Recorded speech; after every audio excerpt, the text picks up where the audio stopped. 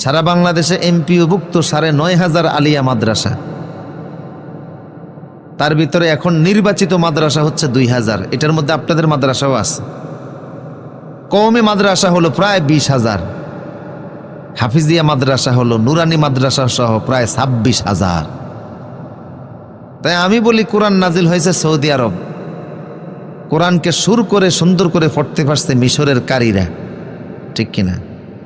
কোরআনের অর্থ তরজমা ভালো বুঝতে পারছে ভারতের আলেমরা, আর কোরআনের আমল করছে বাংলাদেশি মুসলমানেরা।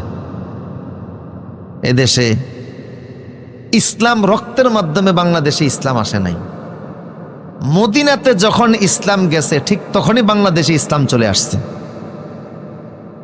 রাসূলের ৪ জন সাহাবী, সাদ বিন আবি ওয়াক্কাস রাদিয়াল্লাহু তাআলা আনহু, ওহাব ইবনে মালিক, কাসিম ইবনে উরওয়া, হুযায়ফা ইবনে সাসা রিদওয়ানুল্লাহি তাআলা আলাইহিম আজমাইন, এই ৪ জন সাহাবী জেদ্দার সাগর পথে, বঙ্গোপসাগর হয়ে, কক্সবাজার হয়ে, চট্টগ্রাম, কুমিল্লা, ঢাকা, গাজীপুর, টাঙ্গাইল, সিরাজগঞ্জ, বগুড়া, দিনাজপুর পর্যন্ত গিয়ে কালেমার পতাকা বাংলার আকাশে উড়িয়েছে।